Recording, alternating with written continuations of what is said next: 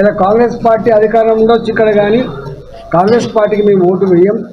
కేంద్రంలో మోడీ గారు కనుక ప్రధానమంత్రి అయితే ఇవాళ తెలంగాణ రాష్ట్రం మరింత అభివృద్ధి చెందే ఆస్కారం ఉంటుంది. కాబట్టి ఇలా కాంగ్రెస్ పార్టీకి ఓటేసి మన దరఖాస్తు ఇచ్చి దండం పెట్టే పరిస్థితి రావద్దంటే భారతీయ జనతా పార్టీకి ఓటేయాలనేటువంటి సంకల్పం ఉంది. కాబట్టి ఇవాళ వెతుకుతున్నారు.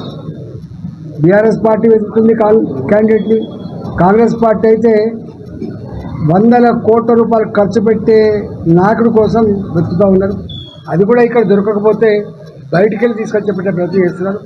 ఎన్ని చేసినప్పటికి కూడా ఇక్కడ కాంగ్రెస్ పార్టీ చెల్లుబాటు అయ్యే పరిస్థితి లేదు, బీఆర్ఎస్ పార్టీని ఆదరించే పరిస్థితి లేదు. కాబట్టి నేను కూకట్పల్లి నియోజకవర్గ కార్యకర్తలకు నాయకులకు వినమ్రంగా చేసే విజ్ఞప్తి ఏంటంటే, మనకు ప్రజలకున్న మన మీద ఉన్న విశ్వాసాన్ని మనం ఓట్ల రూపంలో మలుచుకునేటువంటి పనిలో పూర్తి స్థాయిలో నిమగ్నం కావాలని చెప్పి నేను కోరుతా ఉన్నాను.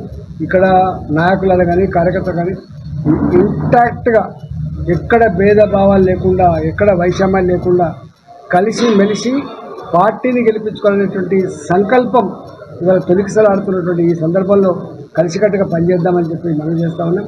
అదేవిధంగా ఇక్కడ ఈ నియోజకవర్గంలో ఈరోజు నుంచి పార్టీ ఆఫీసు మాకు ఆల్రెడీ ఇదొక ఆఫీస్ ఉంది, పార్టీకి ఇంకా 2 ఆఫీసులు ఉన్నాయి.